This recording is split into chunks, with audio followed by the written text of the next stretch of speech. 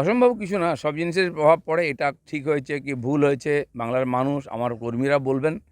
আমাকে পার্টি যখন যে কাজ দিয়েছে আমি সেটা নিষ্ঠার সঙ্গে করেছি। দিলীপ ঘোষের কাজে 1% কখনো ফাঁকা ছিল না। পুরো ইমানদারির সঙ্গে পুরো পরিশ্রম করে আমি কাজ করেছি। আর এবারে যারা বর্ধমানে গেছেন তারাও জানেন সেই যে কঠিন সিট ছিল, হেরে যাওয়া সিট ছিল সেই সময়, আর সেখানে আমি যে লড়াই দিয়েছি মনে হচ্ছে একটা জায়গায় লড়াই হয়েছে।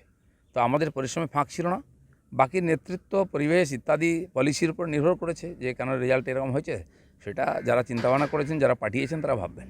ব্রিটিশ সরকারের আমলে যারা ইস্ট ইন্ডিয়া কোম্পানির বিরুদ্ধাচরণ করতো তাদেরকে আন্দামানে পাঠানো হতো, বলা হতো কালা পানিতে পাঠালাম। আর দিলীপ ঘোষের আমলে দিলীপ ঘোষ পারফরমেন্স করে দেখিয়ে দিয়েছিলেন, তা সত্ত্বেও তাকে আন্দামানে পাঠিয়ে দেওয়া হয়েছে। আন্দামান আগেই ঘুরে এসছে দিলীপ ঘোষ, যেন কালাপানিটা আমি জানি, আর কেউ জানে না। আর রাজনীতিতে এটা অসম্ভব কিছু না। রাজনীতিতে চক্রান্ত, কাঠিবাজি, এটা রাজনীতির অঙ্গ। আমি সেভাবেই নিয়েছি। আমি পুরো পরিশ্রম করেছি, কিন্তু সফলতা আসেনি। তার কাছে বাজি। রাজনীতিতে যা হয় সবাই কাঠি নিয়ে ঘুরতে থাকে।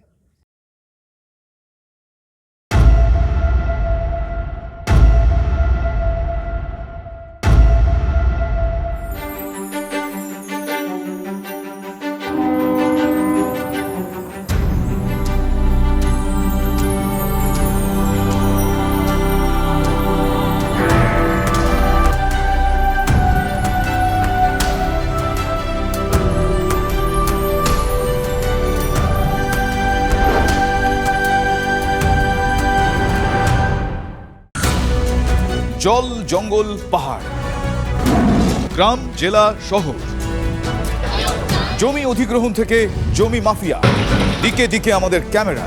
চারপাশে ঘটে যাওয়া ঘটনা থেকে আমরা তৈরি করছি বিশেষ চিত্রদলিল। মানুষের সঙ্গে আমরা, আমি শুভজিৎ। নিউজ সিরিজ দেখুন আমার সঙ্গে প্রতি রবিবার রাত 10টায় TV9 বাংলায়। TV9 বাংলা, না দেখলেই নয়।